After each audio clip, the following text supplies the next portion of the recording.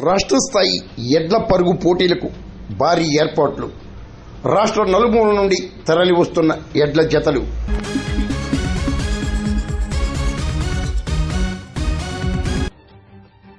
కాకినాడ జిల్లా సామర్లకోట భీమేశ్వర రైతు కమిటీ ఆధ్వర్యంలో మార్చి 23న రాష్ట్ర స్థాయి ఎడ్ల పరుగు పోటీలు నిర్వహించేందుకు విస్తృత ఏర్పాట్లు చేపట్టారు.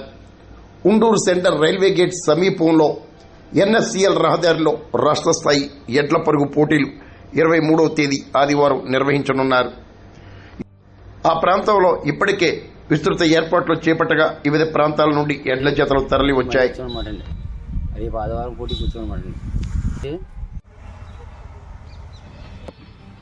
నా పేరు కొల్లూరు సత్యబాబు.